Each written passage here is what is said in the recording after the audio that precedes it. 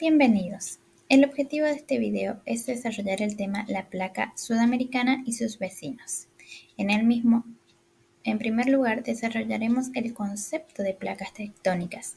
Además, identificaremos los tipos de movimientos que existen y los tipos de bordes que se forman con estos movimientos. Por último, profundizaremos en las características que presenta la placa sudamericana. A la hora de definir placas tectónicas, podemos decir que son fragmentos de la litosfera, compuesta por la parte superior del manto superior y la corteza terrestre, que se comportan como una capa fuerte, relativamente fría y rígida. Debajo de la litosfera se encuentra una región del manto muy dúctil, conocida como astenosfera, donde la temperatura y presión son tan altas que las rocas se encuentran en estado de fusión, es decir, son rocas fundidas. Es sobre esta astenosfera que se deslizan las placas tectónicas. En la actualidad, se sostiene que las placas son desplazadas como resultado de un flujo convectivo en el manto, denominadas corrientes de convección. Este flujo, impulsado por diferencias de temperatura y por ende por diferencias de densidad del material, impulsa a las placas litosféricas generando indirectamente la formación de las cordilleras montañosas, así como la actividad volcánica y sísmica en todo el planeta. En la imagen se aprecia la distribución de las placas, donde las placas principales y de mayor tamaño son la placa sudamericana, la placa norteamericana, la del Pacífico, la africana, la euroasiática, la australiana y la antártica. Se dice que las placas son rígidas porque al moverse interaccionan entre sí sin deformarse mayormente, excepto en sus bordes, donde las deformaciones son importantes. Las placas divergen, es decir, se separan, convergen, es decir, se juntan o se deslizan lateralmente unas sobre otras, dando como resultado, sobre sus límites o bordes, la mayor parte de la actividad volcánica y sísmica de la Tierra, así como el origen de los sistemas montañosos.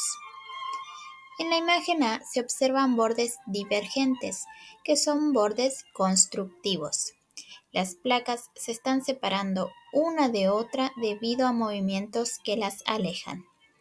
Cuando dos placas oceánicas se separan, la corteza adelgaza y se fractura a medida que el magma derivado de la fusión parcial del manto asciende a la superficie y fluye sobre el suelo marino. Al llegar a la superficie sufre cambios formando una nueva corteza oceánica. Los lugares donde se crea nueva corteza oceánica se llaman centros de expansión, así como a las zonas de separación en los continentes se los llaman como valles rift. En la imagen B se aprecian bordes convergentes o zonas de subducción, que son bordes destructivos. En este caso, dos placas chocan por tener movimientos con direcciones opuestas. La más densa se hunde debajo de la menos densa a lo largo de lo que se conoce como zona de subducción. La placa que subduce se va hacia el interior del manto, calentándose y fundiéndose parcialmente, generando magma que asciende a la superficie. Una zona de subducción se caracteriza por deformación, vulcanismo, formación de montañas, metamorfismo, actividad sísmica y depósitos minerales importantes. Se reconocen tres modelos de límites de placas convergentes según sea la composición de las placas que interaccionan: el modelo oceánico-oceánico, el continental-continental y el oceánico-continental, que profundizaremos más adelante, ya que es el caso de la placa sudamericana con la placa de Nazca. Por último, en la imagen C se observan bordes transformantes o fallas transformantes. Estos límites ocurren cuando dos placas se deslizan en sentido opuesto, de forma más o menos paralela a la dirección del movimiento de la placa, dando por resultado una zona rocosa muy fracturada que a menudo une secciones de cordilleras oceánicas o de trincheras. En este caso no hay creación ni destrucción de la litosfera, pero la zona es idónea de sufrir numerosos sismos superficiales debido a rozamiento. Este es el caso de la falla de San Andrés en California.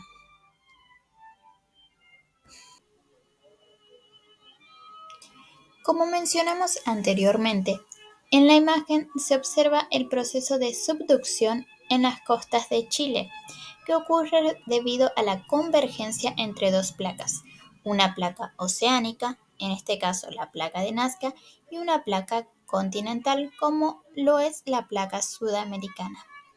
En este caso, la corteza oceánica, que es más densa, se subduce por debajo de la continental, que flota por ser más ligera, regresando al manto donde las altas temperaturas la funden. Las placas no se deslizan suave y continuamente una sobre otra. Existe gran fricción debido a las fuerzas de compresión que actúan en el contacto entre las dos uniéndolas temporalmente, de manera que su movimiento relativo hace que ambas se deformen y parte de la deformación es permanente, contribuyendo a la formación de cadenas de volcanes llamadas montañas de arco o arco volcánico. Este proceso de subducción explica la formación de los Andes a lo largo de la costa oeste de Sudamérica. Ahora bien, a la hora de hablar de la placa sudamericana, debemos comenzar diciendo que el continente sudamericano cubre casi 18 millones de kilómetros cuadrados o el 12% de la superficie actual de la Tierra. Este es más pequeño que América del Norte y África, sus vecinos del norte y el este, pero más grande que la Antártica, al sur. La adición de la plataforma continental y el talud continental constituye un bloque de más de 22 millones de kilómetros cuadrados de superficie. Así, cerca del 80% del bloque continental está actualmente libre de borde, aunque este valor se acercaba al 90% cuando la plataforma continental más amplia de Argentina fue expuesta bajo el nivel del mar durante el Pleistoceno. En cuanto a la masa de tierra, esta es más o menos de forma triangular, más ancho al este y hacia el norte, donde se extiende más de 5.000 kilómetros de este a oeste, justo al sur del Ecuador, pero se estrecha al sur del continente, más allá del Trópico de Capricornio. Aún así, el continente se extiende a lo largo de 70 grados de latitud y más de 8.000 kilómetros de norte a sur. A diferencia de América del Norte, que es un continente de forma similar, pero principalmente templado, América del Sur tiene un carácter predominantemente tropical y subtropical, templado, principalmente por la elevación en el extremo sur y por las influencias polares. En términos tectónicos, el bloque continental de la corteza no es más que parte de la Gran Placa de América del Sur, cuyo pasivo margen oriental incluye la corteza oceánica final generada en la dorsal del Atlántico Medio, desde la ruptura de Gondwana y la separación de América del Sur de África.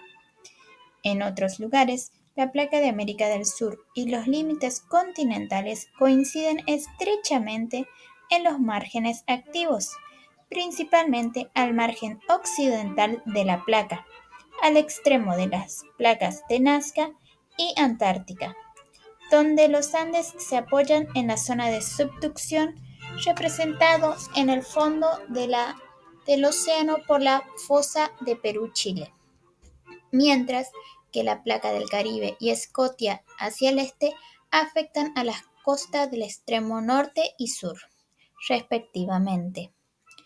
Estas relaciones entre las placas tectónicas y el bloque continental son, junto con la arquitectura interna del continente sudamericano, producto del desarrollo tectónico prolongado. Por último, para la comprensión física del actual continente, este registro debemos dividirlo en 5 fases principales. Durante la primera fase, el largo periodo de tiempo precámbrico, se produjo el ensamble de Gondwana, en el cual se formó el núcleo cratónico del continente. En la segunda fase, durante el conjunto de Gondwana, a finales del Neoproterozoico tardío y Cámbrico, se originó la disposición de las rocas de cubierta posterior y las huellas orogénicas, la sutura de la Patagonia y la inclusión de Gondwana en la inmensidad de Pangea, desde finales del Paleozoico al Mesozoico temprano. En la tercera fase, en el Mesozoico, en primer lugar, se da la ruptura de Pangea en Gondwana, que interpone el Océano Atlántico entre África y América del Sur, y se trasladó hacia el oeste a este último. En la cuarta fase se produce la formación episódica de los Andes, y en el quinto y último periodo, durante el Cenozoico, se da el tectonismo en el extremo norte y el sur, involucrando las placas Caribe y Escotia respectivamente.